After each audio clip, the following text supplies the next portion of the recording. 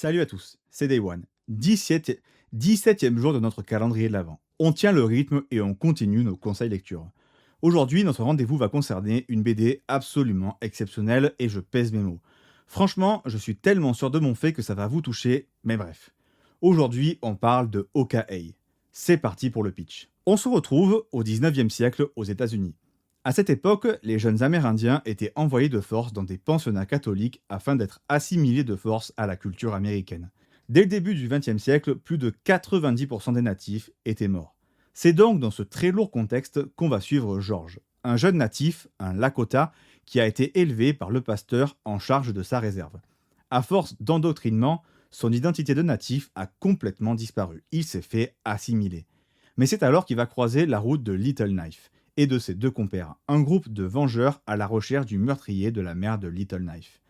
Ils vont alors prendre le jeune George sous leur aile, lui rappelant ses origines et qui sont ses véritables ennemis. Bordel, Hawkeye, quel putain de chef-d'œuvre, bordel de merde.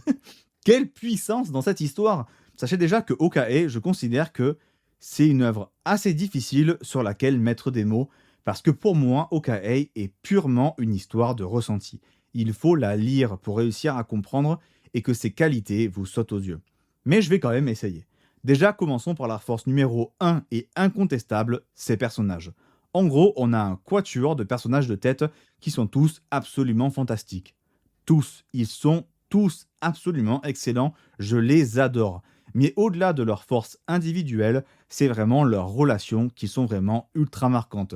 Et à commencer par George et sa relation avec les trois autres membres. Et cette relation, qu'est-ce qu'elle est bien écrite, qu'est-ce qu'elle est émouvante. Et forcément, George étant le personnage principal, toutes les thématiques fortes de l'histoire tournent autour de lui. À commencer par la vengeance, qui petit à petit va lui être transmise quand il va tout simplement être mis face à la pure et simple vérité, mais aussi évidemment à la colère qui va l'accompagner et empoisonner toute sa vie à cause de ça. Évidemment, il y a toute une histoire de transmission culturelle qui est au cœur de l'histoire en fait. C'est même le sujet principal qui amène à tout, à ce cercle infernal dans lequel les Américains ont entraîné les natifs après leur massacre. Au-delà de ça, je trouve que l'histoire est absolument magnifique parce qu'elle est en permanence sur une double facette.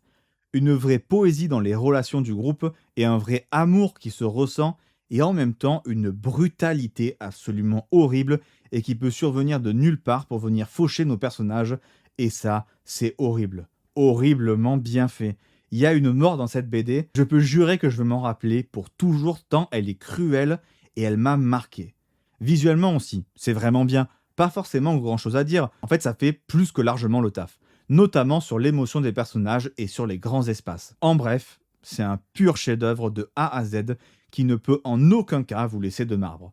C'est une œuvre qui marque pour toujours. Voilà, c'est tout ce que j'avais à dire sur Hawkeye. Clairement parmi les tout meilleurs trucs que je pourrais jamais vous conseiller. Comme d'hab, on se retrouve demain pour une nouvelle vidéo, et l'indice pour la vidéo de demain est le suivant, fin du monde. Sur ce, c'était Day One, et à la prochaine.